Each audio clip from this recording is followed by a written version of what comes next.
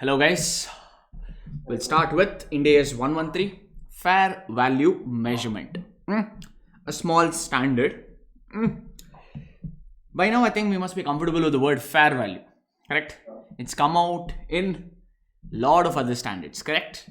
Many standards use this term fair value. Hence what they told is anyway majority of the standards are requiring this fair value.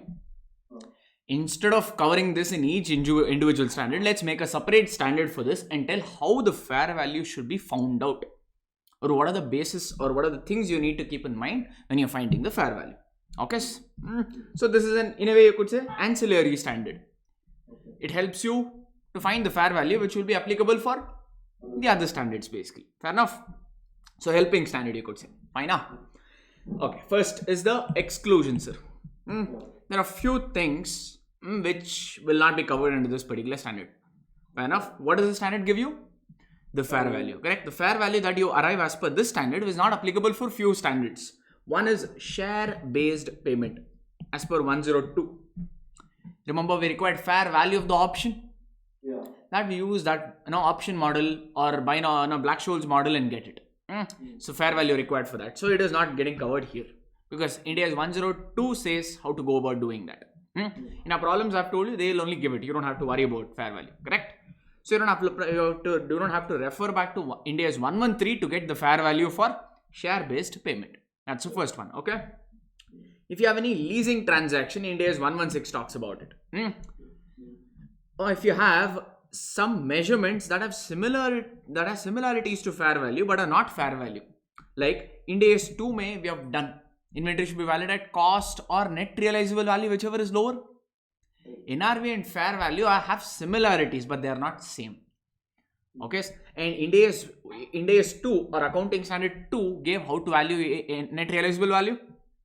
So apply that standard to find out net realizable value. Don't come back to Ind AS 113 is what they're saying. Fine now.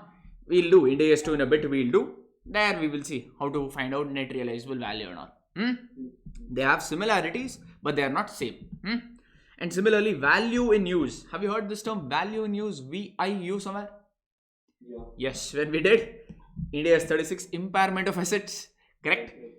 So they also have a similarities to fair value but they are not. Okay, so anyway Ind AS 36 talks about how to find out value in use. So you don't have to come to Ind AS 113 for it. Got it down. Similarly fair value of plan assets. Yes. Ind AS 113 has certain disclosure requirements. There is a basis in which you find out fair value. On what basis you found out fair value, that you have to disclose.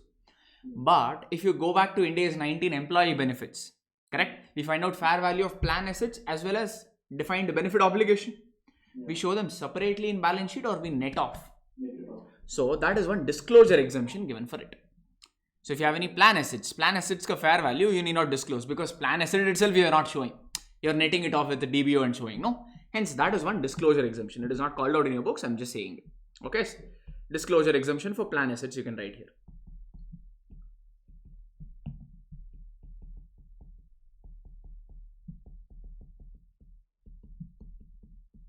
Disclosure exemption for plan assets. Or you can write disclosure exemption for fair value of plan assets. For fair value of plan assets. We covered this in Ind AS 19. Yeah. So you can give that reference. In bracket Ind AS 19. Alright, sir. So these are some exclusions. Share based payment, lease payment, those which have similarities to fair value but are not fair value, like a net realizable value in inventory, value in use for impairment of assets. Correct? And for plan assets, they have given some disclosure exemption. Disclosure, we have not yet gone to it. So just let's have it in our books. Later we'll see. I know. Okay, now coming to the important part. The first one is a meaning. Meaning, what is fair value? This is important one. My suggestion is try to remember the exact words and write it in your examination. Okay. Enough. The meaning of fair value. I've already written this when we covered some of the standards. Okay, do you remember what is fair value? I told. Fair value is the amount received or the price that will be received when you sell an asset or amount paid to transfer a liability in an orderly transaction between market participants on a measurement date. 5 features. Yes, this try to remember this, sir, because this will come in some of your case studies. If they refer fair value, you have to write the exact same words. So we'll go over that again once again. Fair value is nothing but the price received when you sell an asset, or price paid or amount paid to transfer a liability in an orderly transaction between the market participants on a particular measurement date. The price that they refer to here, or if you want, you can write in a small, if you want, you can write in bits and pieces. First feature is what? It's the price, correct? When they talk about price here, what they refer to is the exit price. The price that we use for fair value measurement is not the entry price, it is the exit price. That is the first one. Okay, I'm breaking the fair value definition into parts. Okay, fair value definition ka parts. First part is a price. Price received for sell an asset. Received on sale of asset, correct? Received on sale of asset, or what? They didn't use the word settlement of liability, sir. They have used the word transfer of liability. Is there any difference? Is there any difference? Yes, there is a difference. Settlement means liability is paid off, correct? Transfer means what? For you, liability is closed. It has gone to somebody else's hands, like a business combination. What happens in business combination? You buy controlling interest in some other company. That means all their assets now you control, correct? So liability there is not settled, it is transferred. From acquiree, the liability is transferred to acquirer. So here they're using the term transfer, okay? So hence, so fair value definition, first feature is the price, and the price here refers to exit price, and the price is received on sale of asset or transfer of liability, correct? In an orderly transaction. Orderly transaction means what? Arm's length price. It should not be a forced sale, coercion, correct? Transaction between related parties, correct? So they're saying there should be an orderly transaction. There should be a proper order. There should not be any forced sale or stress sale or anything of that sort, they're saying. Okay? Orderly transaction between whom? The market participants. Orderly transaction between the market participants on a particular measurement date, correct? On measurement date. On measurement date, henceforth the measurement date we'll call it as MD. Okay, that means what? Fair value is true only as on a particular date. Fair enough? So that particular value, it's like balance sheet. Balance sheet you prepare on a particular date, correct? So it is only relevant for that particular date. If you find out fair value today, it's only relevant for today. Today's fair value, you can't use it for tomorrow's transaction, because price is dynamic, no, it keeps changing. So these are the 5 features of fair value ka definition. Easy, just broken it down for you so that you can remember. My suggestion is remember the exact words as much as possible, because this is one of the key definitions, hence. And it will come in few other standards also, hence. Any doubt so far, sir? No. So price here refers to exit price, that much you can remember? Alright, next, can we go for the next? Alright, excuse me. Asset or liability specific fair value. Write down some points. They've given too much here. Okay, just write down points for this. First point you write down. Fair value, I'm going to call it as FV. Okay, fair value measurement is from, or share value measurement is based on market participants' perspective. Or is based on market participants. So point number 2 you can write market participants, we'll call it as MP. Market participants' assumptions are included for fair value measurement.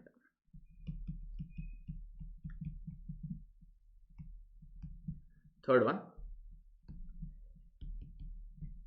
asset specific restriction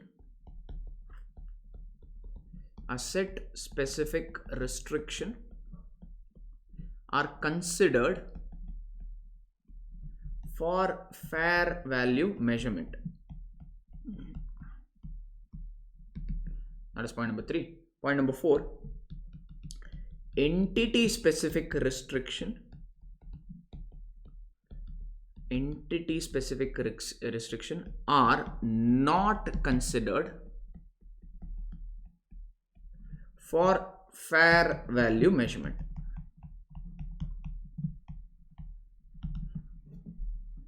These are the 4 points. Anything made sense of? Nothing. Okay. What they're trying to say is, sir, entity might be finding fair value, correct? But the valuation of fair value is not entity specific. It is from the market participants' data. Market participants means what?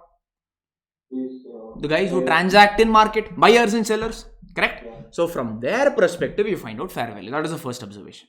It is not entity specific activity. It is market participant specific activity. That's the first observation. Okay. Since it is market specific activity, market participants' assumptions will be considered. What those we'll see later. Fine. Asset specific restrictions are also considered for fair value measurement. But entity specific restriction, if it is there, they are not considered for fair value measurement. These 4 points try to remember. Okay. So what this means is, let's say, I'll give an example. I'll write point number 5. Example.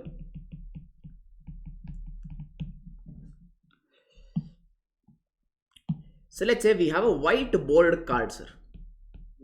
Card in a car. We have not a yellow registered car, but a whiteboard registered car. That means, what does it mean? Can I use it for personal commercial purpose, or only not for commercial purpose? Meaning only for personal purpose, correct? No? So whatever the whiteboard cars that you see, those are for personal purpose, correct? And the yellow board cars, yellow registration ones, they are for commercial purpose. They have that All India permit. You can use it for commercial purpose, renting and all that stuff. Yes, no? Let's say I have a whiteboard car, whiteboard registered car. Yes. Are we okay? Yeah. All right. Now this particular car, can I use it? Can I use it for running my commercial activity? No. Can I use this particular white registered car, correct? Which I've taken for personal purpose. I've paid RTO, that fees, correct? Can I use it for commercial purpose? Meaning, can I use it for like Ola and Uber? I attach this car to Ola, correct? And I'm running. Can I use that? No, because you have registered this car for personal purpose. That means you should use it for personal purpose only, not for commercial purpose. So this is what asset specific restriction. This will be considered for fair value, because if you go and check the price, there will be a huge difference between what? Commercial vehicle and private vehicle value. If you have a commercial vehicle, its value will be a lot higher than the personal registered vehicles, correct? No? Obviously, correct? Because if you have an All India permit vehicle, you can earn more out of it, no? But if you have a personal vehicle, you can use the limited usage is there for that, correct? So what? Like, the personal purpose car have less value when compared to commercial vehicles. So they are saying that this is what entity specific restriction, or rather this is what asset specific restriction, because this car you can't use it for commercial purpose now. This will be considered for fair value. Got it? Did you get the meaning of that term? Asset specific restriction? Any confusion or okay, sir? So this is what asset specific restriction, which is considered asset specific restriction, which will be considered for fair value measurement.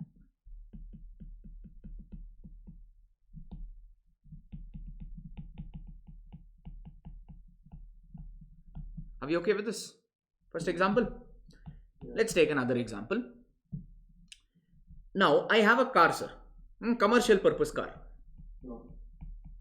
Commercial purpose car I have. An entity owns commercial purpose car. But they are using that car only for 4 hours a day. And they don't take the car outside city limits.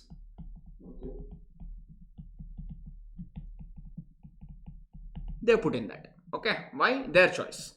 They'll use this car, okay, for whatever is their activity, to transport the goods or to give to transport the employees, doesn't matter. They're using it, correct? But they use it only for 4 hours a day, and they don't take this car outside city limits. If they're operating in Bangalore, they don't take it outside Bangalore. That is this thing, okay? That means this is one restriction. Now I'm trying to find out the fair value of the car. Fair value of the car means what? Fair value, first of all, means what? The amount paid to sell an asset, or amount received on sale of an asset, or amount paid to transfer a liability. Here I have an asset. I mean, I'm trying to find out asset cost fair value means what will I consider? The amount that I will get when I sell this asset, correct?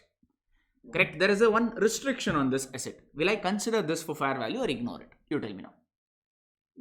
Suppose my car, I'm using it only for 4 hours a day and I'm not taking it outside city limits. If I sell it to you, will this restriction also hold good for you, sir? You can use it for 10 hours a day. You can take it wherever you want. Correct? You may shift the car from Bangalore to some other place only altogether. So this is what asset specific, or this is what asset specific or entity specific restriction. This will be ignored for fair value. Correct? No? So that is what they're trying to say. Now is it okay? Alright. So we'll just write this as what now? This is entity specific restriction which will be ignored. Entity specific restriction ignored for fair value computation. Got it down?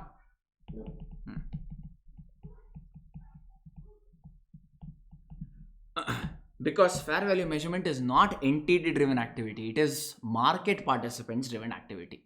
Enough. So that's hence these are entity specific restrictions and all, we don't worry. Manageable, huh? So that is what these 4 points said now. Any confusion? That's what they've written in all this. Okay? Yes. Okay. Can we have a quick recap? Again, it's a little theoretical. Okay. Even the questions are also like pretty rare from this topic, but you know, we're not taking any chances. Correct? Equal importance to everything. So first, what is the first thing we learned from this topic, from this concept now? Fair value measurement is not entity specific, but it is market participant specific. Correct? Since it is market specific activity, market specific assumption will be considered, but entity specific restrictions or assumptions will be ignored. But if you have any asset specific restriction, then it will be considered. Correct? No? These are the 4 points we wrote. Now I hope it's a little clearer. Okay. Can I move on to the next? Next is the unit of account.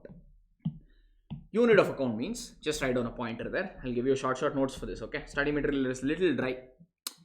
Okay. So these topics are little bari in theory, but actually it's pretty easy. But when you read it from study material, it looks like what have they written. Yeah. So I'll give you some short notes for all of this. So unit of account, correct? No? Unit of account, you write component for which fair value is being determined or fair value is determined. The component for which fair value is determined is known as unit of account.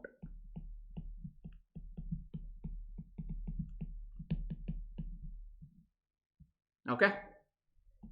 Next point you can write unit of account can be for individual asset or liability. Unit of account can be for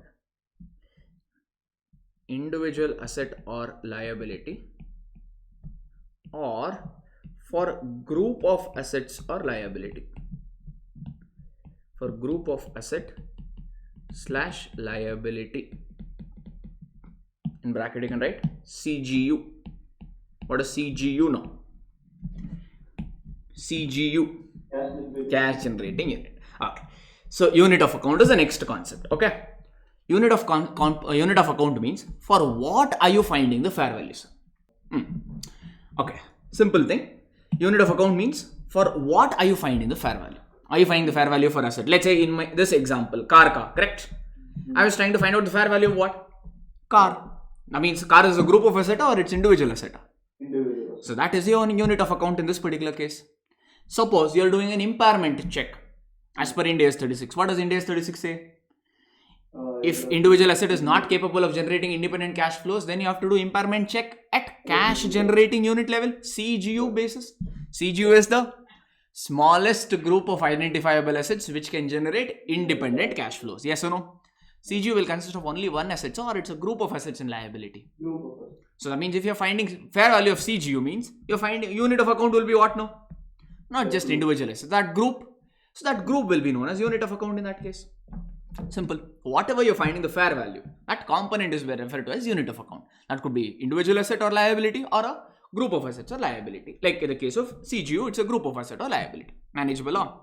That's all. Just there in your study material, not much relevant as such. Easy, no? Those are the 2 points you remember. That's good enough. Okay, this is the important one. Transaction. Okay, write down. Actually, what they've written is good enough. Maybe we'll just go through from that. Just look at this. Fair value measurement assumes that the transaction to sell the asset or transfer the liability takes place in the principal market. In the absence of principal market, in the most advantageous market. That's all. I think they've given good point. Right? We need not cut it short. So what they're trying to say is just those points you got to remember. Writing something.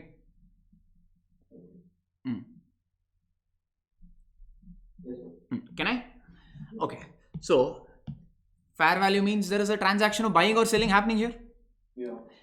Fair value measurement or Ind AS 113 assumes that this transaction takes place in the principal market. That box muddy. This Ind AS 113 always assumes that this transaction takes place in the principal market. If you don't have principal market, then it assumes that this transaction will happen in most advantageous market for the assets or liability. Yeah. This is what Ind AS 113 ka base assumption is. Mainly it happens in principal market. In the absence of principal market, we assume Ind AS 113 assume that it takes place in the most advantageous market. That means now what do we need to know? What is principal market? What is most advantageous market? Yeah. Simple thing. Principal market means highest volume market. The market which has highest, not value. I'm using the term what? Volume.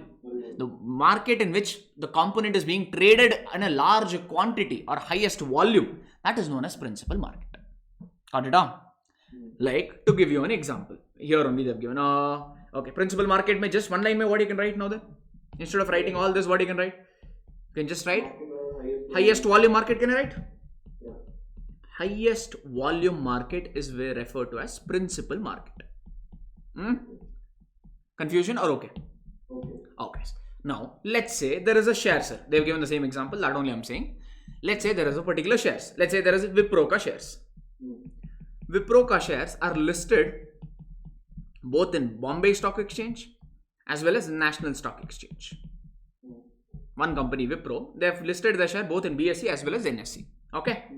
Now, you're finding the fair value of the shares.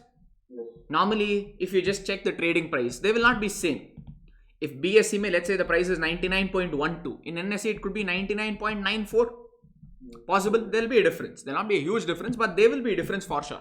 Pi to pi, the BSE ka stock exchange price and NSE ka stock exchange price will not be the same. Now you have Wipro ka shares. It's a financial asset for you. Yeah. If you are following FVTPL method, then we require fair value for it. Correct? Now, should I take BSE ka fair value or should I take NSE ka fair value for my valuation? Because I have to show this financial asset in my balance sheet. Correct? BSE ka value is 99.12, NSE ka value is 99.94. So what I should take and find out the fair value is the question. Got it? Yes. Now you tell me, sir, if you've been trading, you'll know. Bombay Stock Exchange has highest volume or National Stock Exchange has highest volume? Bombay Stock Exchange has highest volume. So in this particular case, Bombay Stock Exchange will be considered as a principal market, and that principal market ka fair value will be taken for valuation. Got it? Is this okay? So principal market simply means the highest volume market. Normally for a share, Bombay Stock Exchange ka volume is higher when compared to National Stock Exchange. Yes, no? Hence, in our example, we will be using what? Bombay Stock Exchange will be treated as a principal market. And principal market ka fair value we'll have to take. How to find out the fair value? I have not yet told. Okay? There are some adjustments for it. Don't worry about that for the time being. Yes? So here Bombay Stock Exchange will be considered as a principal market. Easy? Yes. I'll give you one more example. Yeah. I'll give you my own example. Okay, I'm teaching FR. Yeah. Alright, I'm teaching FR here. Okay, let's say I have three markets. One is physical market, physical class wala market. Students come to the academy, they take that live face-to-face batch. Correct? Okay. For let's say for physical batches, we charge 12,000 rupees. Okay. Assumption. Okay. Alright. Next, there is live online class. Yeah. There is a live online class. For let's say for that we charge 10,000 rupees. Okay. Then there is one pen drive or Google Link wala. Yeah. G-Link. Yeah. That market is also there. Correct? Yeah. For that, let's say we charge 8,000 rupees. Yeah. Correct? So this is my product. Correct? Yeah. So which is my principal market now?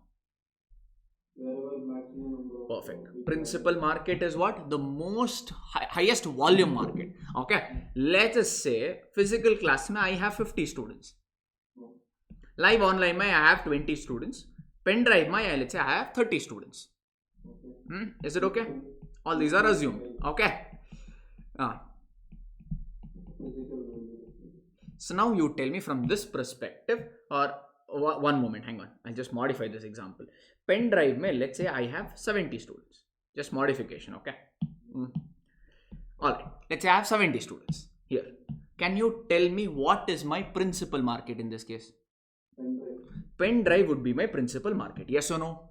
Yeah. That means fair value I will derive from this market. Yeah. So I will take 8,000. Don't be misled by the term value. Yeah. Principal market does not mean where you get the highest value. Principal market is a market where you have the highest volume.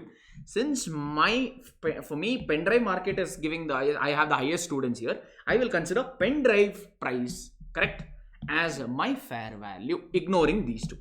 Getting it? Confusion or okay? All of us are okay with this? Yes. Okay. Can I modify this example now? In fact, maybe in this example, what is the solution now then? Pen drive market is what? Pen drive market is equal to principal market. Yeah. In my sake, pen drive market is the principal market. So fair value I'll determine with respect to principal market. Calculation part, don't worry. There's some small things we need to consider. I'm only consider about finding my only ambit or thing now is to identify which is principal market. That's all I'm discussing right now. Okay with this so far? I'll just modify this example. Okay. Same FR batch. Okay. For sorry. Any confusion, sir? This is intangible asset that you are valuing? No, I'm just giving you a small relatable example. That's it. Okay. I'm not interested really in the asset because it's a class. No. Yeah. Can value it. So you will be able to relate it better. So I'm giving you this example. That's it. Okay. So there's not specifically an asset as such. Correct. Yeah. If I patent it, I have a right, I can recognize it. But no, that's in my example, it's not really an asset for me. But just giving you an example so that you can understand better. Okay. This is just for offline, not necessarily relevant. Okay. It's relatable, easy to understand. Hence, I've just made this example. I know, good one, but I hope you're okay with this. Yeah. Okay. Let's say in physical market, no, same. I charge 12,000, and there are 10 students. For live online class, I charge 10,000, and I have 10 students again. For pen drive market also, I charge 8,000. Again, I have 10 students here. Are we okay with this? Could be like this also. Possible. Now, what is primary market for me? Volume is same in all the cases. That means I don't know now what is my primary market. Then standard says use most advantageous market. If you are not able to identify what is primary market, or rather if you're not able to identify what is principal market, because volume is same on all grounds, on all the three, then we say find out the most advantageous market. Yeah. Now you tell me, sir, what is most advantageous for me now? Advantage for me is the market where I get highest price. So where am I getting the highest price in? Physical market. Yes or no? That means the physical market is the most advantageous market. It will be designated as principal market and calculated the fair value like that. Calculation, don't worry. Got it? So when you say most advantage, is it profit or I'll tell you this. Are we okay with this now? His question is how did you identify most advantages? Most physical principal market was what, sir? Market with highest volume. Correct? Yes, no? Most advantageous market means that market. So fair value is concerned with asset liability. Yeah. You tell me, sir, what is most advantageous now? Asset you are selling. So what will be the most advantageous scenario for you? The market, you will get the maximum amount of price when you sell an asset, correct? Yeah. Or when you're settling a liability, you want to pay as minimal amount as possible, correct? Yeah. So that is what is most advantageous market. Most advantageous market is a market wherein which you get maximum price for the asset sold and minimum amount is paid for liability transferred. Got it? So that is most advantageous market. So in my sake, like physical market will be considered as a most advantageous market. Yes or no?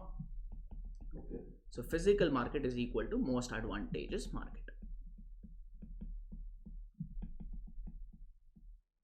Are we okay with this? Okay. Fine. Actually, in my case, if I have to trade the market, no, if I'm writing a book, then I can worry about this. Possible, no? Yeah. So anyways, that's okay. So just for the sake of relevance, I took this example. Hope you are able to understand now. Yeah. So that means what is most advantageous market now? If you have to write a point, what will you write? Or one line, what will you write?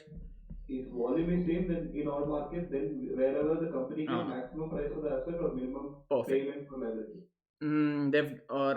They've written this. If you don't understand, can we simplify it? Yes. Most advantageous market. This is a market which either maximizes the amount that will be received when entity sells an asset or minimizes the amount that is to be paid while transferring the liability. I think we'll cut it short. Most advantageous market. Market where what? A market where maximum amount is received. Maximum amount is received for sale of an asset. Yeah. For sale of asset. And what? And minimum amount paid when you transfer a liability. Minimum amount paid to transfer a liability. To transfer liability. That is your most advantageous market. Fine now. When will you use most advantageous market? When you're not able to identify your principal market, then you will go for most advantageous market. Okay. Otherwise, the first preference is always for principal market. Fine now. That's the point. They've given another example. Can we look at that example? Yeah. So, one doubt. Yes, sir. So, in your classes example, that every place you have 10 students. Assuming that if for, let's say, for pendrive classes is the one which you are earning maximum profit, then that is more advantageous to you. Where am I earning maximum profit? No. Fair value is not determined for from profit per se, sir. Revenue. Fair value is what do you determine fair value for? Asset and liability. Okay, it's not from profit perspective. So you never bring in gross profit or net profit into picture here. Okay, so it is not profit calculation. Fair value is only required to measure assets and liabilities. So you'll always think from assets and liability perspective. Okay, not from the profit person. Fine now. Good question. Hope you got it. Alright. They've given an example. Can we take that example? Yeah. Okay. Or else maybe I'll just write what they've written. Okay. Let's say there is A Limited. They are diamond traders. The example what they've given only I'm writing. Okay. There is A Limited. They are diamond traders, sir. 90% of their sale they do it in domestic market or local market. 90% local sales.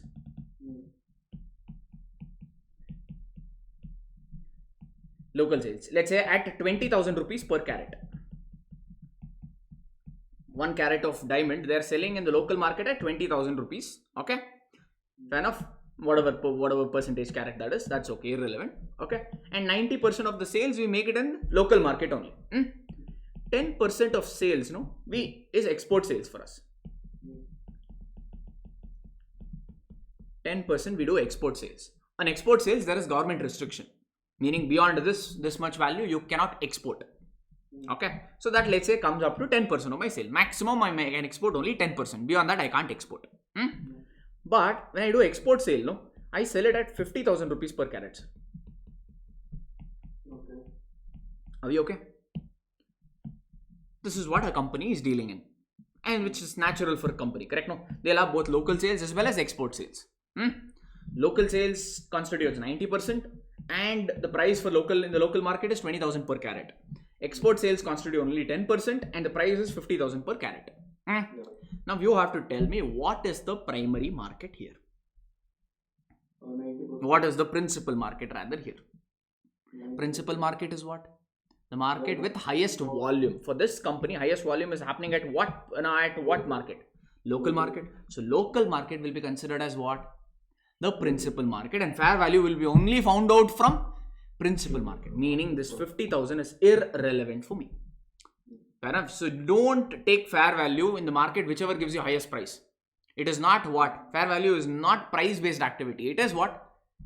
The volume based. Fair enough. First you find out principal market. If principal market is missing, suppose here it was both equal, no restriction was there, 50-50 percentage. Okay, or maybe first we'll write the answer for this. What is the answer for this, by the way? In this scenario, what is the answer? Local market will be your principal market, and the fair value will be found out only from the principal market. Okay, fair enough. So that is the answer. Yes. Modifying this example, suppose it's a 50-50 scenario. 50% sales come from local market, 50% through export sales. Then, and there is no restriction on export sales also. Then we are not able to identify what is primary principal market here. Then you will check what? The most advantageous market. Now you tell me which is the most advantageous market for A Limited, if that is the case, if it's a 50-50% sale. You want me to write that example as well? So if you want A Limited, you can write 50% local sales. 50% local sales at 20,000 rupees, at 20,000 per carat of diamond, and again 50% export sales at 50,000 per carat. Now it looks like volume is same in both the markets. Now what? There is no principal market. That means we have to go for what? No, not able to identify. Correct? No. Not able to identify what? Principal market. We are not able to identify the principal market. Hence, we will take what? What does the standard say? In the absence of principal market, we take most advantageous market. Most advantageous market is selected. Correct? No? Yes. Most advantageous market is considered. So, what is most advantageous market here? Most advantageous market is a market where you get maximum amount for assets sold and minimum amount is paid for liability settled. This guy trader, he's selling a goods, no? Goods is an asset for him. Sir, when we say asset, don't always be misled by the term current or non-current. Okay. Fair value of asset ashte. Asset includes both current as well as non-current assets or any other assets for that matter. I know. Tangible, intangible, every sort of asset is included here. I know. So now you tell me for this particular asset, where are we getting the maximum price? Because A Limited is selling this asset, correct? Yeah. So maximum price is getting at what? Export market? So export market will be considered as what? Most advantageous market, correct? No? Export market is most advantageous market. Alright? So this export market becomes your principal market and we find out the fair value through that market now. How to find out fair value? I've not yet gone. Don't be in a hurry on that. There is a small calculation for it. Okay with this? No? So this has a lot of exam relevance, sir. Question can come on this, especially primary market and principal market. Others are little theoretical driven, little difficult to ask. This can be easily converted into numbers. I know. Science, we are spending some time here. Easy so far? That is what we discussed so far. So just give me a quick recap. Based on your recap, we will go and solve one question. So first main assumption, Ind AS 113 assumes what? Transaction takes place in primary market. If primary market is missing or in the absence of primary market, then it assumes that it takes place in most advantageous market. Primary market, principal market means what? It's a market with highest volume, not the value, highest volume. You have to check which market has the highest volume and that will be designated as a principal market. Yes. Okay. Second one. Most advantageous market means is a market where you get maximum amount for the assets sold and the minimum amount is paid to transfer a liability. So you have to check what are you finding the fair value for. If you're finding fair value of the asset, then you'll take the market where which gives you the maximum price in case of most advantageous. Yes, no? So that's what we have discussed. Easy so far? Now, or maybe one moment, hang on. Actually, I'll do one more theory and then I'll take up a problem, okay? Because that also be required for that particular problem. Can I move on to the next? Yeah. So this primary market and most advantageous market drama is done? Yeah. Yes. Whatever points you need to remember, we have given you. Yes? Yes. So example is given, 1 point is given. That's sufficient. Next is market participants. Market participants means what, sir? First of all, do we require market participants? Very much yes, because fair value measurement is not entity specific activity, it is market participant specific activity. Yes? Yeah. Yes. So that means we need to know who are market participants. Yeah. Who are market participants? The guys who deal in that market. The deal means the guy who buy or sell assets or settle the liabilities. Those guys who deal in that particular market are what? Market participants. Yes, no? Yes. What the standard says is they should act in their economic best interest. In fact, I'll read out this. Whatever they've given, I think is okay. Fair value measurement is a market based measurement and not entity space based measurement. That we have already written. Correct? No? Therefore, market participant assumption will be used. That also we wrote already. Yes, no? Here. I think we wrote somewhere here. Yes, no? One moment, I'll show you. Fair value measurement is based on market participants, and market participants assumptions are included for fair value measurement. These 2 points, that is what they're writing here. Fine now. Okay, this is important. One moment, where is that part? They've not, or else hang on, they've not given what is this. Okay, write this down, sir. Point number 1, market participants, we'll call it as MP.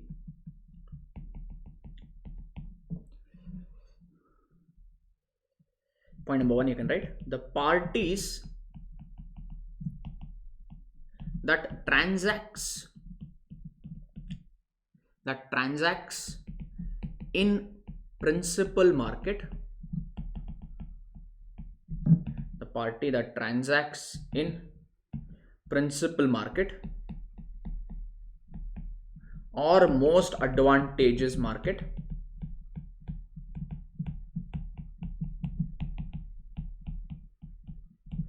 is known as market participants. A simple English definition of market participants. The guy who participate in that market is what we call it as market participants. But that market could be what? Principal market, or it could be most advantageous market if necessary. Market participants should act in their best economic interest. In their best economic interest.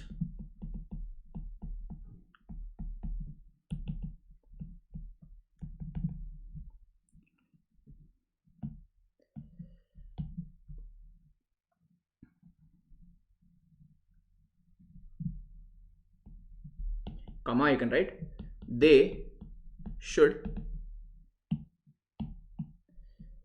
not, or they should be independent parties. They should be independent party and not related parties. That is point number 1. Second, they should not be under any stress.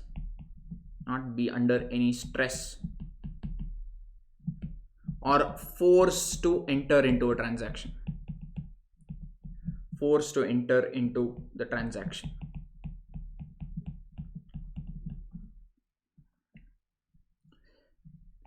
They should have access to reasonable information. They should have access to reasonable information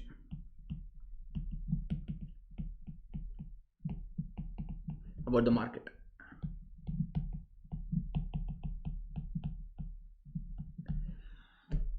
Just in case study, if it comes, rare, but if it comes, just you have to write all this. Fine now? Okay. Alright, sir. So market participants is first point is clear. The guys who transact in principal market or most advantageous market is known as market participants. Yes, no? So market participants always act in their best interest. Correct, no? What does best economic interest means?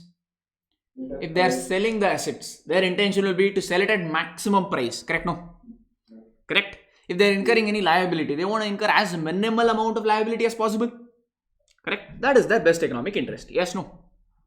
To say that they're acting in their best economic interest, we say they should be independent parties and not related parties. Because if there is a related party, will the transaction happen in arm's length price? So they'll settle it from No, like let's say I'm this iPen dealer. Correct. Normally I sell this iPen at let's say 5,000 rupees per pen. But my cousin came one day and told, I require one iPen, please give me. Okay. Normally I sell this iPen for 5,000. But to my cousin also, do you think I'm going to sell it 5,000 now? No, I may sell it out, let's say, okay, pa, ningoskara 4,000 rupees. Yes. So if there is a related parties involved, the transaction will not happen at a fair price. Correct? No. So that's what that means. I'm not acting in my best economic interest. My best economic interest is what? To sell it at 5,000. But here I'm selling it at what? 4,000. Correct? No. So that is what they're saying. Got it? Yes. So market participants act in best economic interest provided they're independent parties, not related parties. Second one, they should not be under any stress or force to enter this transaction. If it is a stress sale, like let's say there is a loss-making company. They tried internal reconstruction, they tried everything, it's not working out. So what do you think they're going to do now? They'll buy for anything. They sell the company. Correct? No. First of all, they're making huge losses. Now who will have a better bargaining power? The buyer or the seller now? The buyer will tell you are making anyway loss. First of all, you should be thankful that I'm buying your company. So much loss you are. Correct? Yes. So now what will he say? Let's say there is an asset, that loss-making company has a net assets worth 5 lakh rupees. Loss-making company has a net assets worth 5 lakh rupees. Do you think buyer will give 5 lakh rupees now? No, he'll say, oh, I'll give you 2 lakh rupees. Bekar tago. Yes, otherwise get lost. Yes. So, let's say that the seller is under stress now because he's making continuous loss. Yes, he needs money now to survive, to float. Yes. That means what? He will say, okay, fine, pa. Give 2 lakhs. We'll settle. Correct? So, business combination happened. But what is the purchase consideration? 2 lakhs. But will you record the net assets at 2 lakh or will you record it at fair value of 5 lakh? Fair value. That's what in business combination said. This is a stress sale. Correct? So actually its price is 5 lakh. Correct? So worth of the asset is 5 lakh. Show it at 5 lakh. You made a gain on this transaction. Show that as a bargain purchase gain of 3 lakh rupees. That is the funda. Got it? Easy so far. So it should be, if it is any stress sale, then you'll not get the fair value on that transaction. You'll not act in their best economic interest. Fine? Hence they are saying there should not be any stress or forced sale. Forced sale andre? Somebody is pointing ahead, gun to your head and saying, enter madu. Yeah? Those sort of things. Yes? Okay, third one is pretty much normal. If they are participating in a market, means they should have reasonable access to that market. No, sir. If you're buying shares in Bombay Stock Exchange, just like that you'll buy up, or you have to know some information about it. You have to do some research, correct? Now what is it? How is it? How to transact, correct? When to transact, like this you should have some information and you should do some research. So they're saying market participants should have some reasonable information about the market because they're dealing with that. So yes, so those are what we refer to as market participants. Easy? Theoretical, not so much important for examination, but covered. Done now. Can I go for the next one? Next is the most important, in fact, number wise. There are two components: transaction cost, transportation cost. I'll give you some points for this. Write down. Transaction cost. I'm giving you points for transaction cost. Okay. I'll give the heading as transaction cost.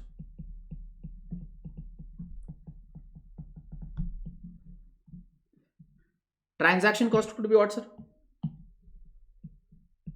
Like for settling the liability or buying that. Can I say selling expense simply? Brokerage. Selling expense like brokerage, etc.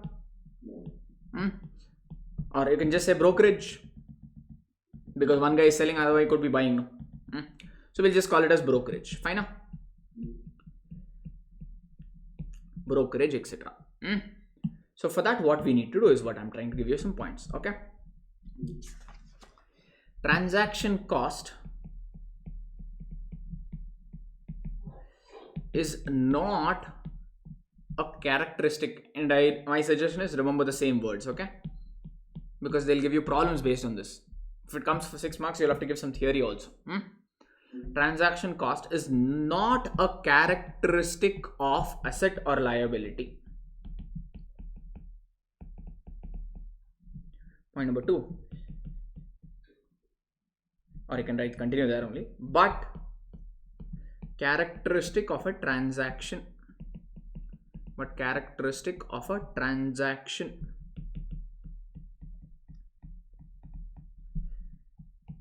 Point number 2, hence transaction cost are ignored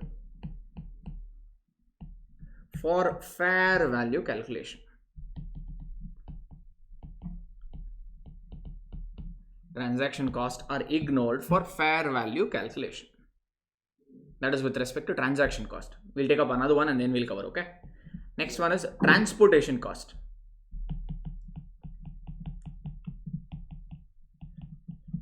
Transportation cost.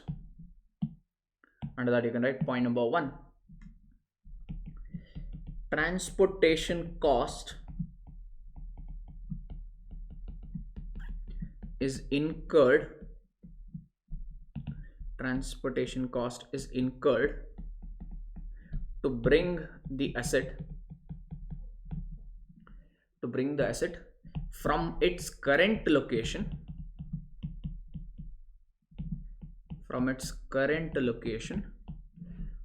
to principal or most advantageous market. To principal market or most advantageous market.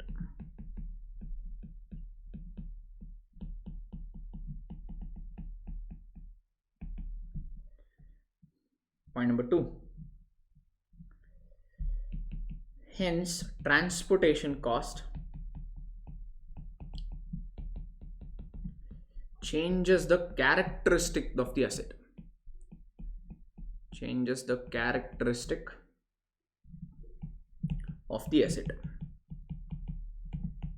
That is its location. Therefore, transportation cost should be considered for fair value calculation.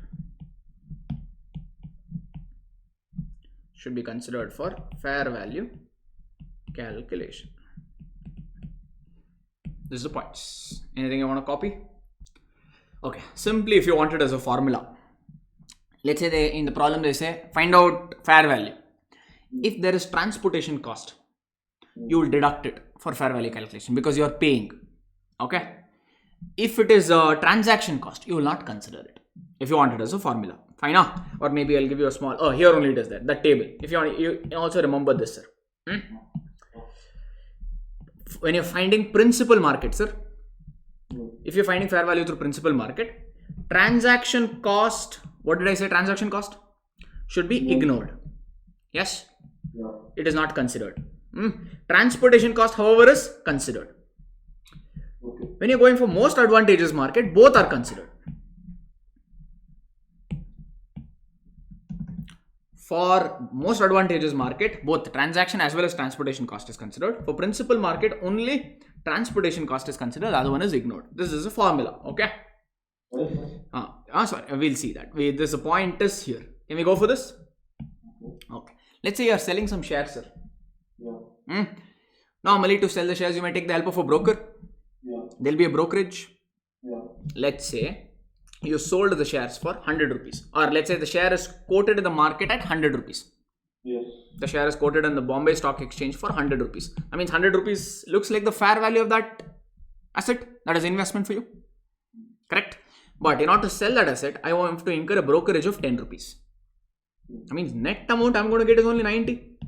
100 is the quoting price, but 10 rupees I have to pay to the broker. Correct? And I'm going to get 90. What the standard says is, this 10 rupees what you're paying, no, it is not necessary for, it's not a characteristic of an asset. It is necessary so that you can, like, it's a characteristic of a transaction. Because you are entering into this transaction, you are incurring this 10 rupees. If you don't enter in this transaction, suppose you don't want to sell, not now, you want to sell it later. Correct? That means the fair value of the asset is only 100. So this transaction cost is necessary. They're not arguing that it is not necessary. It is necessary to transact. it does not change any characteristic of the asset. If you don't sell, fair value of the asset is still 100 only. Correct?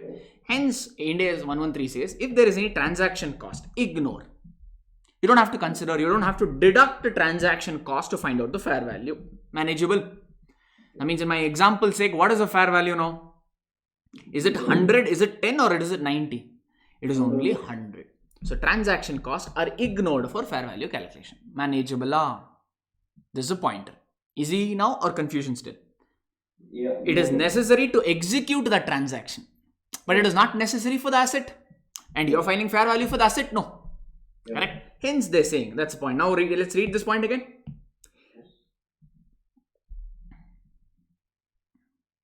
So same thing, why is it considered in most advantages? I will come to that one moment. So are we okay with this?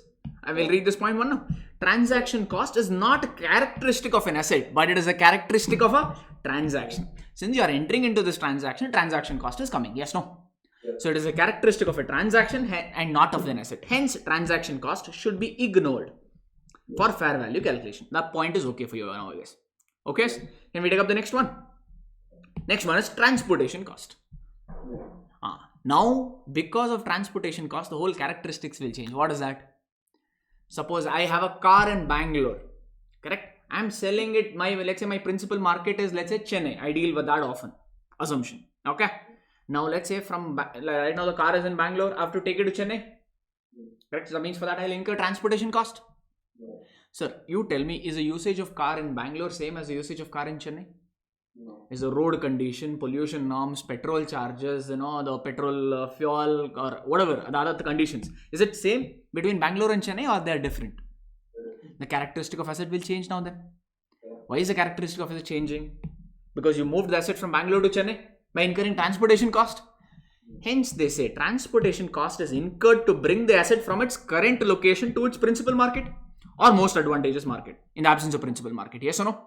By bringing it, the characteristic of an asset is changed. What characteristic is changed now? The very location is changed. Correct? There is a huge difference between using the car in Bangalore and using the car in what? Kerala.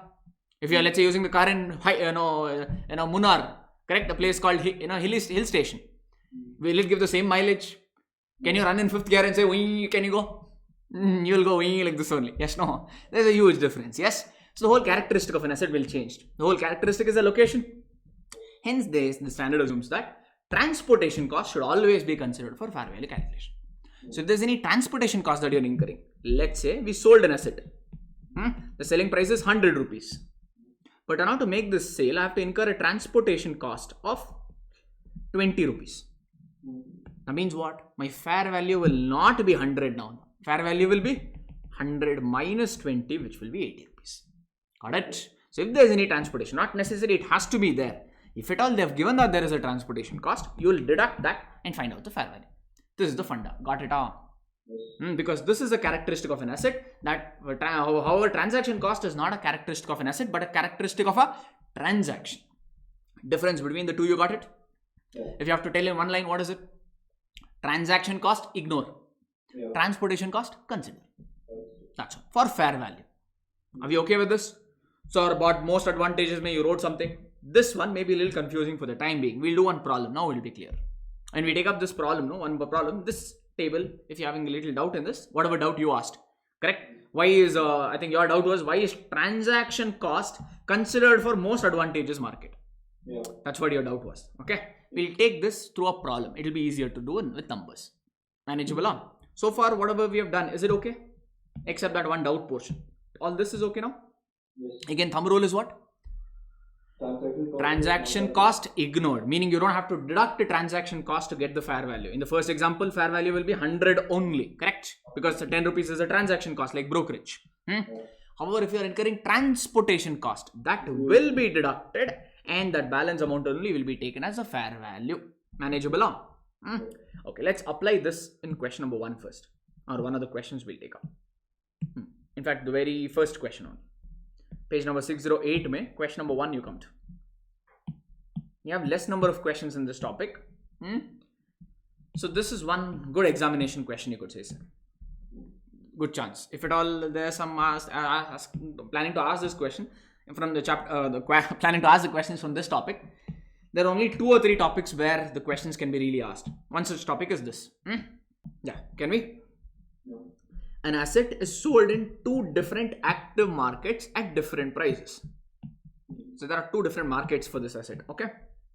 An entity enters into a transaction in both the markets and accesses the price in those markets for the asset at a measurement date. 2 markets is available for the entity. They can transact in any market. In market A, the price would be received is 26 rupees. If you sell the asset in market A, how much will you receive, sir? 26 rupees. There is a transaction cost in that market of 3 rupees. You have to pay some brokerage or some dealer fee, some fees is there, 3 rupees. And the cost to transport that asset to the market is 2 rupees. Because right now the asset is in your location, in your factory. If you have to sell it, let's say it's a sabzi mandi. Right now all the goods are in your factory. If you have to sell it, means from your factory you have to take it to that sabzi mandi. So that way you will incur a transportation cost of 2 rupees. So what came to your mind now? Tell me. So if it is a principal market, then I will not consider the... So this 3 rupees should not be considered. However, transportation of 2 rupees should be deducted. I know. Okay, so far we have learned that much. Okay, let's see. In market B, the price that would be received is 25 rupees, sir. If you sell the asset in market B, you will get 25 rupees. Transaction cost in this market is only 1 rupee. The cost to transport the goods to that market is 2 rupees. I know. Alright. So you are required to calculate something. You are required to calculate the fair value of the asset if market A is the principal market. First case, they only told market A is a principal market. Market A is principal market, and what does it mean? It's the highest volume market. So market A has the highest volume for such goods. Yes. So that means what now? They've only given. Can we find out that? Case 1. Then we'll take up case 2. Fine now. Check the marks, okay? And then accordingly write. If it is for 6 marks and all, give a word about, or maybe I'll give you. A principal market is a market where what? That we will write. Principal market is a market with highest volume. Is a market with highest volume.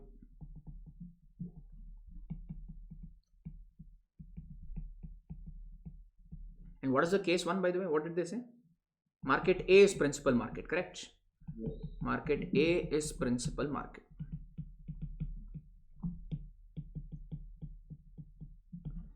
Okay, that is case 1. Point number 2. So now we have to write what? Transportation cost changes the characteristic of an asset. That should be considered for fair value calculation. Can we write like that? Transportation cost incurred changes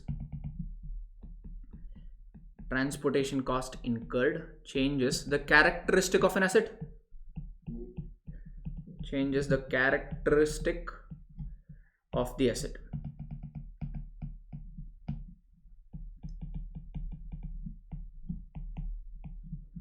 Changes the characteristic of the asset, and hence it should be considered for fair value calculation. It should be considered for fair value calculation. Point number 3, you can write what? Transaction cost. Transaction cost is not considered for fair value calculation.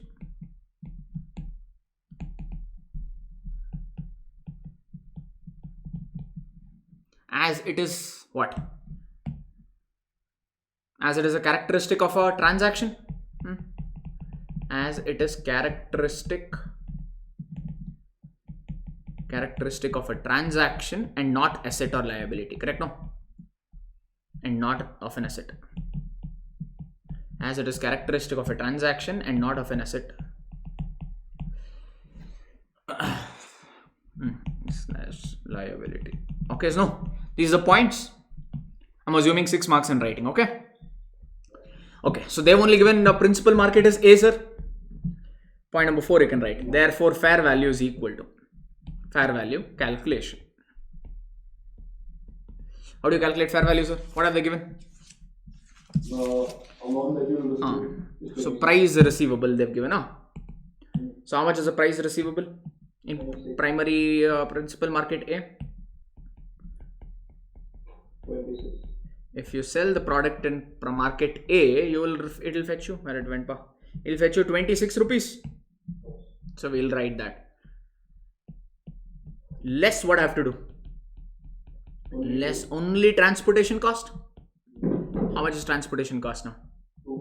Transportation cost in market A is 2 rupees. You have to take that market ka transportation cost. Okay, sir? Because market could be in different location. No?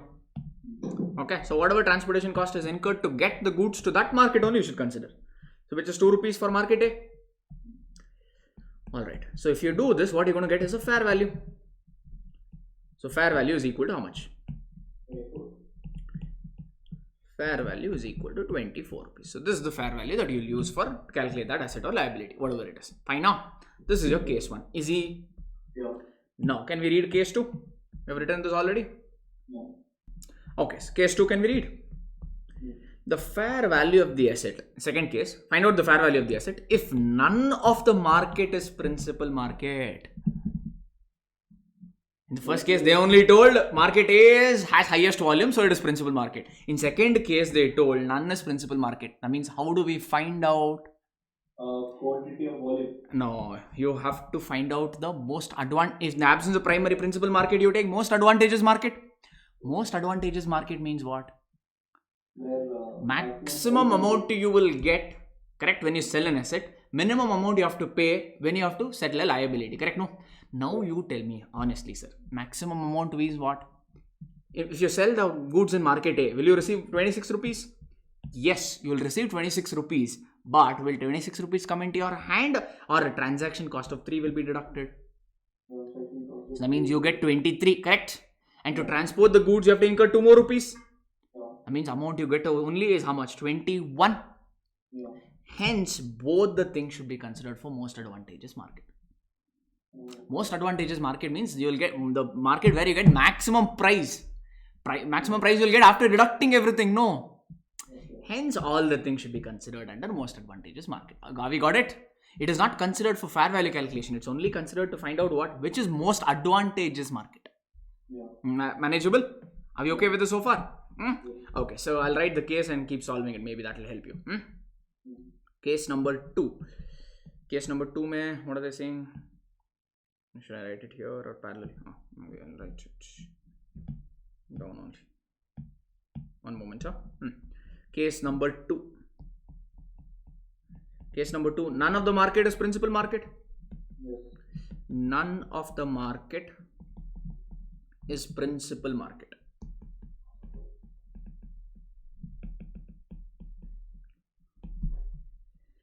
If none of the market is principal market means we have to find out the most advantageous market. First point, you'll write. If none of the market is principal market, then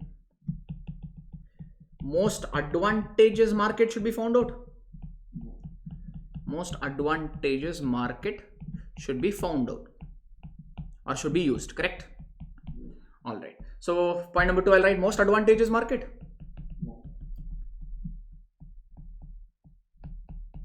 Most advantageous market. Now I'm trying to find out which is it advantageous to sell in A or is it advantageous to sell in B, correct? When it is advantageous to sell in A, if A gives me maximum price. It is advantageous to sell in B if B gives me maximum price. Since I'm talking about maximum price that I'm going to get, all the costs should be considered. Yes, no? To find out the advantageous market. So we'll give the heading as particulars and market A, market B. Correct? No? Because I don't know, right? Market A also could be advantageous or market B also. First I have to find out in which market I'll get the maximum price. The market in which I'll get the maximum price, that will be most advantageous market. First, if I sell in market A, how much is the price receivable, sir? 26 minus 3 minus 2. No. One by one we'll write. If you sell in market A, the price receivable is 26. Yeah. Don't net it off, sir, because all these are important. Okay, these questions. Show it separately. But in order to sell in market A, I may get selling price of 26, but 26 rupees will come into my hand or 2 cost is also there. So that means I have to deduct that. First is what? There is one transaction cost. Transaction cost. Getting why now transaction cost am I deducting? Yes. Because I'm trying to find out the market where I'll get the maximum price. The price I'll get only after considering all the expenses. So how much is the transaction cost here? 3 rupees.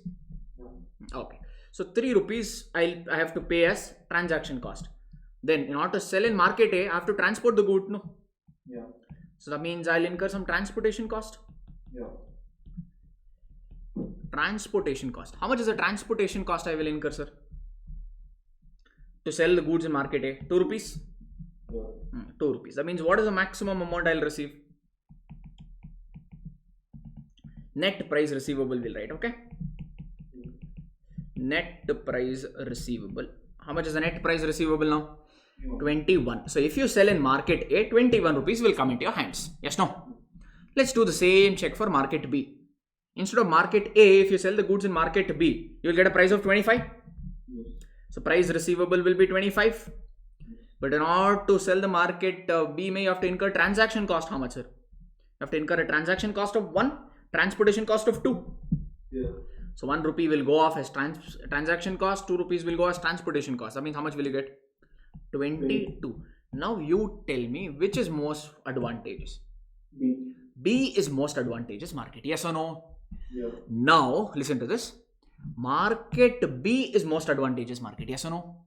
Yeah. You will go to market B now and find out the fair value. And to find out fair value, transaction cost should not be considered, but only transportation cost should be considered. Artha aita? So, but most advantageous market we have to use both. You are using most advantageous market. You're used both. And why did you use both? To find out which is most advantageous market. Once you find out which is most advantageous market, you have to find out the fair value in that market now. And how do you find out which market I have to use now? Since it is more advantageous to sell the goods in market B will be my principal market, designated principal market. Now I have to see how much is the fair value of the goods if I sell in market B. 1, I'll get 25. Transaction cost is a characteristic of a transaction. Ignore Madi. Only transportation cost you consider and find out the fair value. To find out which is the most advantageous market, I have to consider all the expense. For fair value calculation is still the same, no change. How you found out fair value for market A? How did you find out? You took price receivable, you deduct the transportation cost. Yes, no? Correct? You have to do the same calculation but by using market B wala data. Why market B wala data? Because that is most advantageous. To figure out what is most advantageous, we do this calculation. Once you figure out what is most advantageous market, from that market find out the fair value. Fair value calculation is still the same. Artha aita? Or confusion? That is just like, they have given this. That's the reason I said don't worry about that. Okay. Fair enough. They have given how to find out that it is. Okay, you don't apply that and all. Okay, if you want, cut off that table. And that is given in your study material. Cut it off. Fine. Is this okay? So, but it says transaction cost considered for fair value determination. I have typed that actually. I have typed that. My bad. Actually, it is actually. They are given slightly different terms. The wording I typed it actually. I'll change it. Fine. No. Actually, it should be cost considered, not fair value. The table what you have written, no? Correct. I'll modify that table. No worry. I'll finish this in table. Don't worry about that table. Fine. Leave that. Yeah. Got it? So you got just walk me through the process once, or maybe I'll finish off and then you tell me. Conclusion is what here? Point number 3. Hence, most advantageous market is what? Hence, market B is most advantageous market. Yeah. Why most advantageous? Because we are getting the maximum price in market B. Yeah. Market B is most advantageous market. So using market B ka data now, you have to find out the fair value. Got it? Yeah. Now, next is a fair value calculation. Fair value calculation is still the same. How do you get fair value? Take price receivable. Yes. Price receivable of which market now? B. Price receivable in market B. In market B, price receivable is 25. Yeah. Transaction cost, what I have to do? Ignore, because it's a characteristic of a transaction, not a fair value, not of an asset. Correct? No? And the only thing I'm going to deduct now is what? Less transportation cost, because it changes the characteristic of an asset, which is its location. Yeah. What is the transaction cost for market B? Only 2 rupees. Yeah. That means fair value will be 23. Understood? So you'll use 23 to value your assets and liability. This is the process. The table I have generated, okay? The wordings especially. I'll modify that if it is confusing for you. This one you understood? Just a quick walkthrough we'll do. What is this? If you have two markets and you don't know what is primary market, then what do you have to do? You find out the what? Most advantageous market. Meaning, find out if you sell in which market you will get maximum amount of price or minimum amount of liability. Correct? Now that most advantageous market becomes your principal market now. And now you use market B. In this case, most advantageous market is market B. Use market B ka data and do your regular fair value calculation. And for regular fair value calculation, you will only consider what? You'll only deduct transportation cost and not a transaction cost. Artha aita? Both are considered only to find out what? Transaction cost is and transportation cost. Both are considered only to find out which among this market is most advantageous market.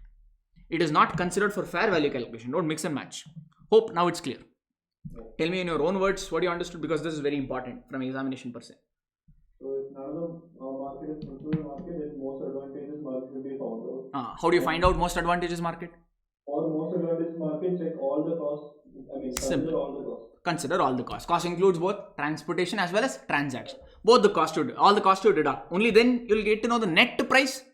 After considering both the costs, whatever net price you are getting, highest will be your most highest will be not fair value. Highest will be the most advantageous market. Now in this case, the highest was in market B, which is 22. So conclusion will be what? Market B is highest, most advantageous market. Now what you have to do? Now once you find most advantageous market, you find out the price receivable and only subtract the now you find out fair value relating to that market only. If they're just given initially, sir, simple. If you want it as a formula, if they're just given market B is a principal market, what you would have done? If they're just given as a solution, case 2, case 1, market A is principal market.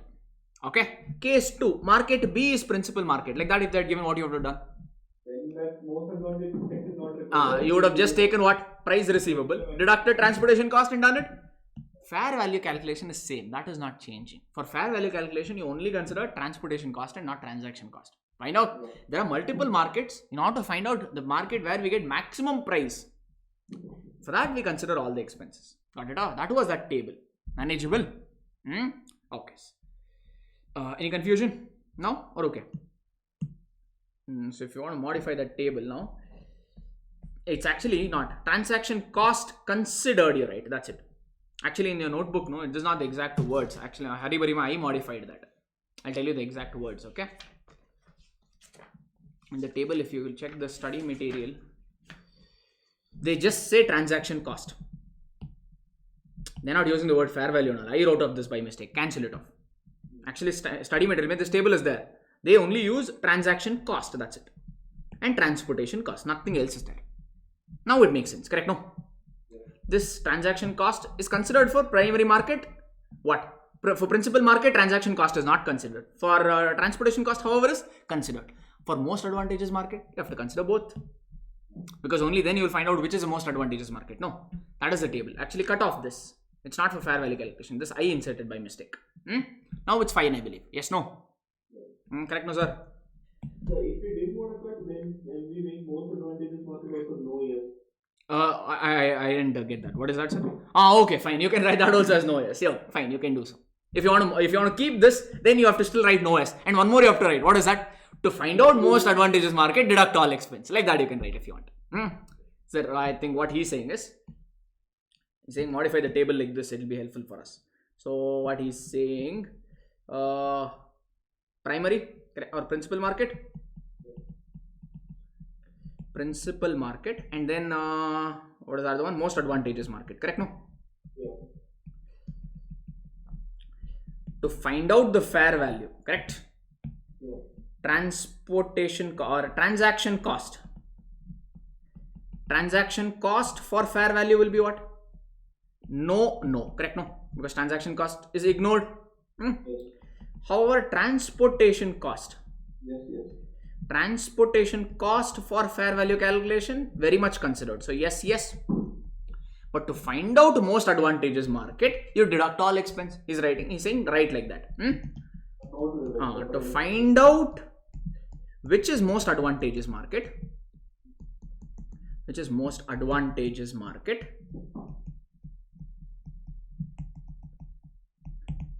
deduct all expense, correct? Deduct transportation cost and transaction cost, and deduct transaction cost also. Fine, huh? Yeah. So that's all. Now I think the table is fine. Yes, no? Okay, if you want, you can keep it that way also. Manageable now? All right. Can we go on, or too much theory and you want to take a break? Okay, we can go. We can go further? Okay. So this is one important, sir. This concept especially. You can expect some questions to come if at all they're asking.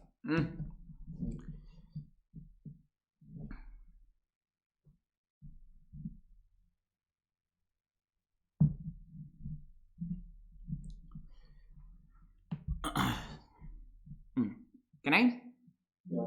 Okay. Next concept is applying fair value for non-financial assets. Actually, I'll do a thing. I'll give you some pointers for this. And this is also, we have a question in our study material based on this. Write down, their points are not that good. So I'll give you some points of mine, okay? Fair value for non-financial assets.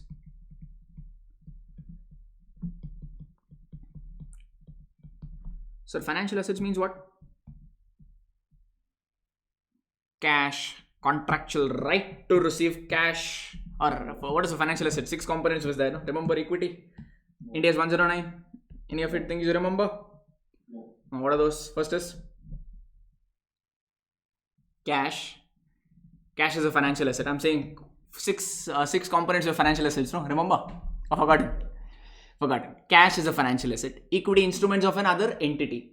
Contractual right to receive cash or equity instruments of another entity. To exchange financial assets or financial liability under favorable conditions. You're receiving variable number of equity shares of another company. Or derivatives. Derivatives could be financial asset or financial liability. These are the 6 features of financial asset. Yeah. That is as per India's 109, which just came, so I thought. We are talking about non-financial assets. Non-financial assets means other than financial assets, like PPs, correct? Inventory, etc. etc. If you have non-financial assets, how you should find out the fair value? That is a pointer. So under that you write down fair value for non-financial assets. Non-FA, can I write? Financial asset is FA. Fair value for non-financial asset is equal to highest and best use. Is highest and best use of that asset.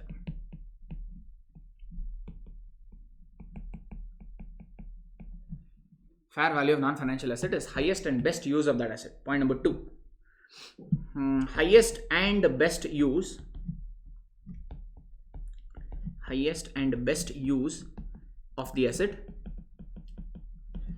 is from market participants' perspective. Is from market participants, which we are calling it as MP. Is from MP's perspective or MP's viewpoint. Point number 3. Highest and best use should be physically possible. Should be physically possible, comma, legally permissible,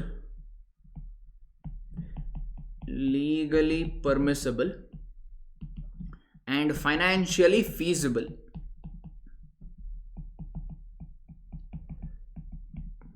Point number 3. Okay. Point number 4. Entities use or entities current use will be assumed to be the best use, to be the highest and best use. Will be assumed to be the highest and best use unless other data is available. Unless other data is available.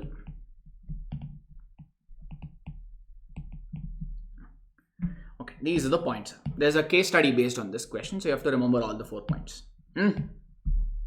First, you write down, I'll explain, then we'll take up a case if necessary. Yeah. Okay. Sir, PPEs and all, you normally don't sell, correct? No? If you have investment and all, it makes sense to use the fair value from, like, you can take active BSC ka price and all you can take and find out its value. Because eventually you will sell it, correct? But financial assets or non-financial assets like what? PPE building, especially PPE and all, you use it. Yeah. Hence what the standard is saying. If you want to find out the fair value of non-financial assets, like especially physical assets, like building and all, take highest and best use of that asset. Find out what is the highest and best use of that asset. That itself is its fair value. What are not value in use? Highest and best use of assets. Manageable? Getting the difference. Hence what? Ind AS 36 is not applicable. Impairment of assets is, you say Ind AS 113 is not applicable for impairment. Because how do you find out value in use?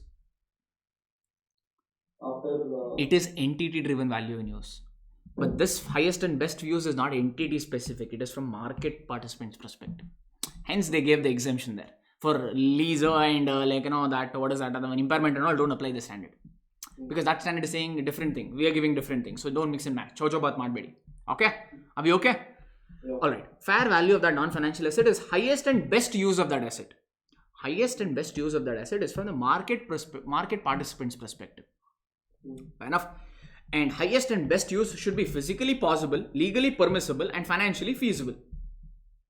First, I'll read off, okay? Entity's current use will be deemed to be highest or will be assumed to be highest and best use unless other data is available. I'll give you a simple example.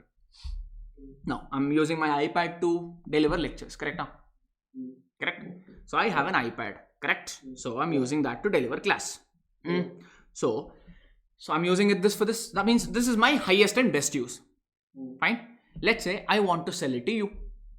And you are a creative guy. You make cinema videos. Or you make like the short story, short movies and all you make. Are you going to use the same iPad to deliver lectures now, or are you going to use it to make videos? Make videos. Correct. Will you and I get the same benefit, sir? When if I post YouTube, like this standard I will post on YouTube, I will get 1 million views in your face. Correct? No, never happens. Yes. But if you make a short video, there is a high chance that you will get more views, more benefit. Yes or no? Correct? Yeah. So when you're finding out, suppose I'm finding out the highest and best use of that iPad, I will not consider my benefit. I will consider what? Its highest and best use from market participant perspective. That means this iPad can also be used for that video making. Correct? Let's say I'm using this for class and I'm getting a benefit of 1 lakh. By using this iPad, I'm getting a benefit of 1 lakh rupees. But if you use it to make short videos, you will get a benefit of 3 lakh. That means the fair value of this iPad will not be 1 lakh. It will be 3 lakh rupees. Because benefit is not from entity's perspective, or the highest and best use is not from entity's perspective. It is from market participant perspective. Or in other terms, I am not using this iPad to make videos because that is not my line of work. Correct? That means what? I'm restricting the use of this iPad. Correct? So this is entity specific restriction, but not asset specific restriction. You can use iPad for anything. To make a class video or to make a short film video also, correct? So it is not an asset specific restriction, but an entity specific. So entity specific restriction will be ignored for fair value calculation. That is what they're trying to say. Enough. Find out the best use of that asset. Best use of that asset is not from entity perspective, but from the market view perspective. Alright. So in my example, iPad ka, I'm using it and I'm getting a benefit of only 1 lakh. But if you use the same iPad to make a cinema video, you can get 3 lakh benefit. Means the 3 lakh will be taken as highest and best use, and that will be that iPad ka fair value. Easy na? That is what they're trying to say there. Manageable? Any doubt is there? If you can ask, otherwise I can move on. That's all. Understood? If no other information is available, we assume what?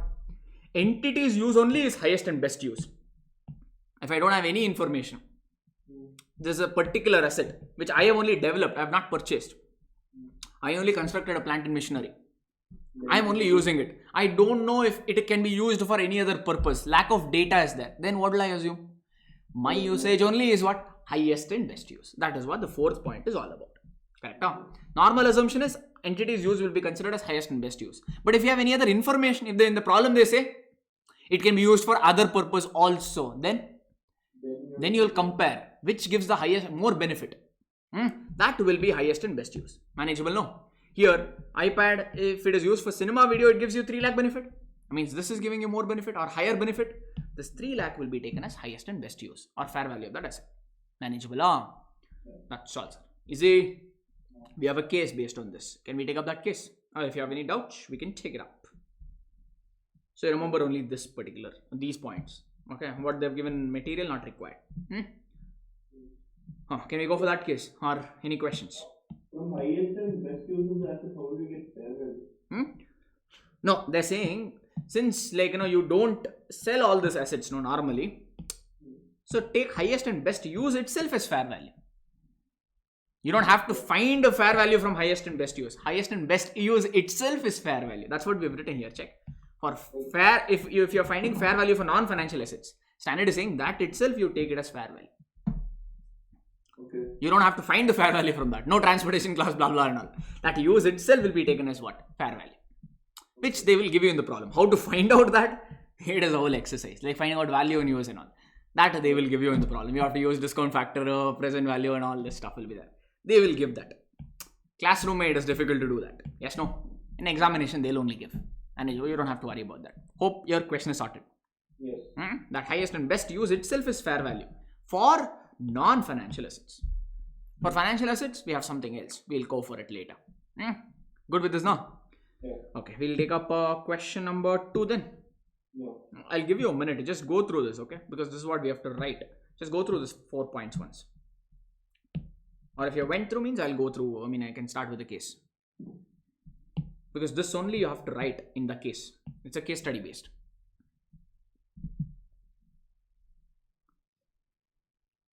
So, physically possible, legally possible. Sorry, sir. Okay. This one. Sir, you didn't explain third point is saying. Highest and best use must be physically possible. Sir, I'm finding out the plant and machinery ka fair value. Fine. Capacity of that is 10,000 units. Fine enough. But to have to physically possible meaning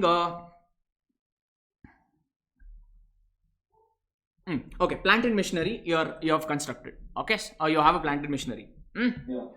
So let's say another guy has a similar plant and machinery. He's using it for 15,000 units. Using that plant and machinery, he can generate how much? 15,000 units. But your plant and machinery can generate a maximum of 10,000 units. It's a similar machinery. Its minor alteration is there. Your competitor ka. He can generate 15,000 units. You can only generate 10,000. Yeah. Can I say 15,000 units? Let's say you can. Can I say when I'm finding fair value of this machinery? Can I say let's say 1 unit I can sell it for 100 rupees? Assumption. Okay. How many units can he produce? 15,000. 15,000 into 100 will be how much?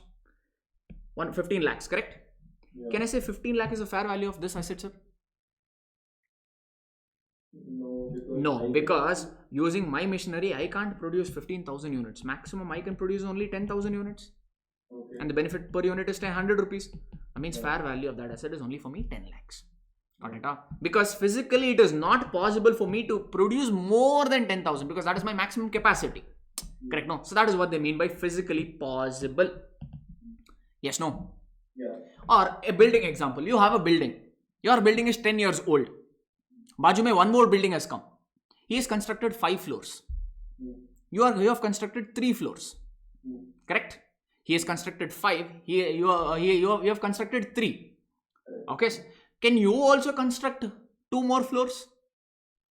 Sir, your building is 10 years old. You did an engineering survey. Engineer told if you construct 2 more floors, probably building will collapse. Because for this structure, 5 floor, it will not hold. Correct? That means what? You can take his fair value and find out. But what you have to do? That value that you find is for 5 floors. For 3 floors, how much you have to prorate? Because it is not physically possible for us to use it beyond that point. That is what is physically possible, they are saying. Manageable. Up to what point of time can you stretch that asset? That should be physically possible. Take only that much. Just because somebody else is doing something else, you can't adopt the same thing here. For you also, it should be possible. For your asset, it should be possible. Correct? No? That is what they mean by that. Second, Legally permissible. Legally permissible means same building example. Okay, your building is new building now. You've constructed 3 floors. Yeah. But engineer told you can construct up to 7 floors. It will hold. Your building is such that up to 7 floor you construct, it will be full. Ambuja cement se bani hai wo. Okay, so it will full strong. It will stay. But you checked with the local authority in Bangalore, BBMP, correct or BDA? They are saying permission only for 3 floors. Beyond that, sorry, yours is a residential building. For residential building, we give a permission only up to 3 floors. Yeah. Correct? But your structure can hold up to how many floors? 7. But can you construct 7 floors? No, you can only construct 3 because legal permission you won't get from the authority because it is not legally permissible. Or rather, in this case, it is not legally permissible. Yes or no?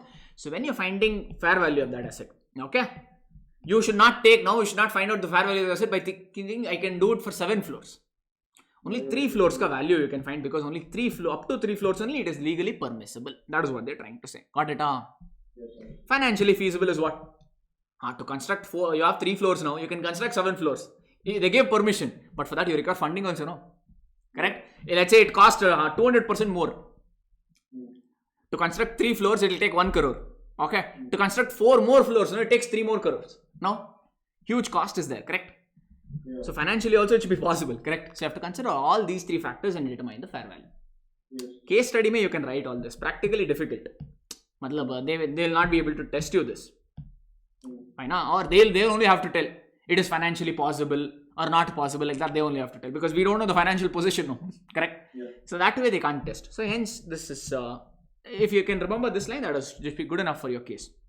Hope you got what I said. Yeah. That 3 meanings is okay now? Physically possible, legally permissible, financially feasible. That is what. Okay now? Any other questions, sir? No. No. Come to, I think, case number 2. You go through case number 2. I'll quickly save. Question number 2. Okay, sir? Yeah. Sir, company J acquires land in business combination. First, tell me, land is a financial asset or non-financial asset? Financial asset means something to do with cash. Remember? By holding land, nobody gives you cash. You have to utilize land for something and then only you will get cash. So, land is an example of non-financial asset. Correct? So, first only we will write non-FA.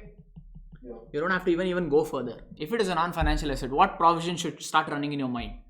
If it is non-financial asset, then fair value of such non-financial asset is highest and best use of that non-financial asset.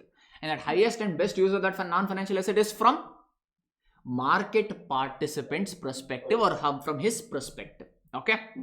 Are we okay with this? But highest and best possible use should be physically possible, legally permissible, and financially feasible. Okay. Got it? These are 3 points you'll write in your case studies.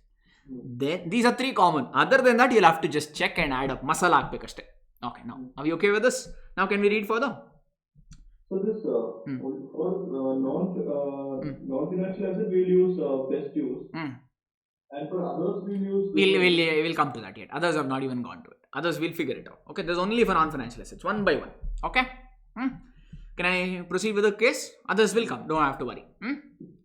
The land is currently developed for industrial use as factory site.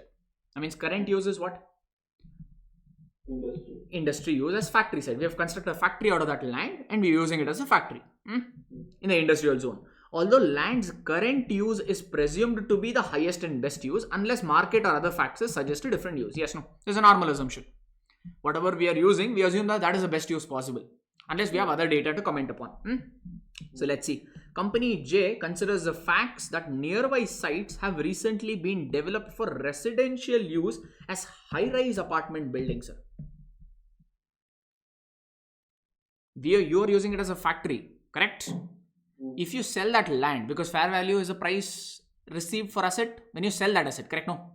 Yes. If you sell that asset, doesn't mean even the buyer has to use it as factory only, or you can use it for any other purpose. So he can also make high-rise building out of this. Yeah. Yes, no? Yes. Okay, let's see. On the basis of that development and recent zoning and other changes to facilitate development, Company J determines that land currently used as factory site could be developed as residential site. That is high-rise apartment. They're saying it is physically possible, legally permissible also, because no problem. They're only saying no. It could be used. That means physically possible is there, legally permissible is there, financial feasibility we have to assume. Because it's a financial feasibility of the buyer. No, they've not commented. Yes. And that the market participants would take into account the potential to develop the site for residential use when pricing the land. So if they are buying the piece of land, market participants will think, for what and all purpose I can use, then only they will decide the price. That means even they know, they have a reasonable knowledge that it can be used to construct either a factory or a high-rise building. Determine the highest and best use of that land. What is the highest and best use of the land? You can't comment. Because it is higher of the two. If high-rise building gives you a benefit of 10 lakh, factory gives you a benefit of 15 lakh, then highest and best use will be factory. But if factory ka benefit is 15, high-rise building ka benefit is 20, then you will take higher. Highest and best use is higher of the two. But have they given the value of the two?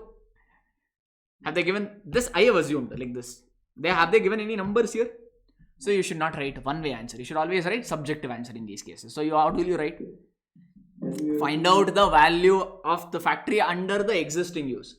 Find out the value of the building if it is used for as high-rise building. The higher of the two will be considered as highest and best use. Like that you have to give a subjective answer. Because anything could be higher. No, we don't know. Manageable. Yeah. So I'll give you the numbers or you can manage. Or maybe once we'll write off. So highest and best use will be fair value itself? Highest and best use itself is fair value. Correct. Yes, correct. Can I give you a solution for this or any question is there? Okay, question number 2 ka solution.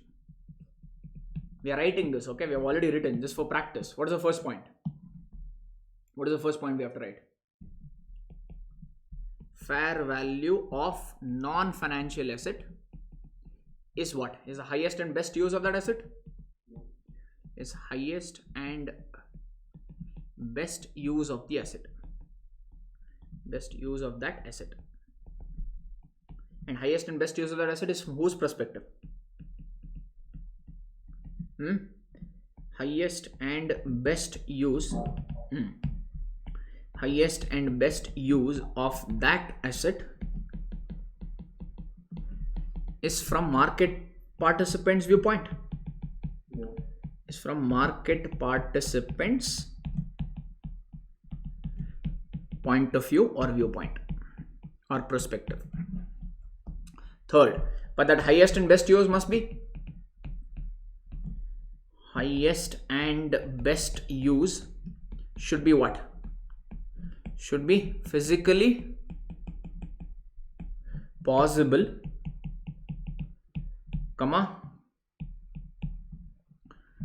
legally permissible,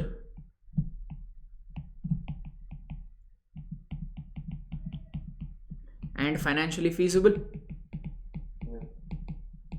And financially feasible. Point number 4. In the present case, land is being used as factory. Land is being used as factory. But it has potential to be used as what? It has potential to be used as high-rise building also. High-rise building. High-rise building also. Point number 5 we'll write.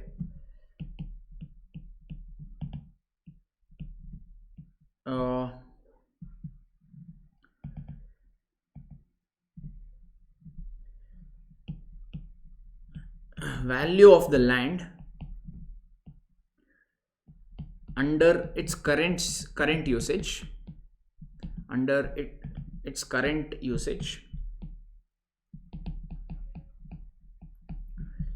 of factory, and value of the land if used as high-rise building. If used as high-rise apartment or building, sir, what did they say? If used as high-rise building, high-rise apartment building. High-rise apartment building should be found out. Correct? No, both the values you need to find out. Should be found out. Next point, what will you write?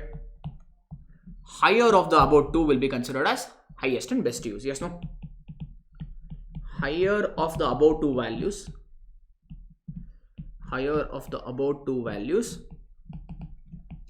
will be considered as highest and best use. Will be considered as highest and best use of that asset. That's all. Easy. So first 3 points are common. Next thing is just masala. Okay, I'll quickly show all the points. See if you're missed out anything. Okay. Now what do we do? Proceed. Break what? Break, sir. Break, sir. Okay. We'll take a break and we'll resume. Thank you.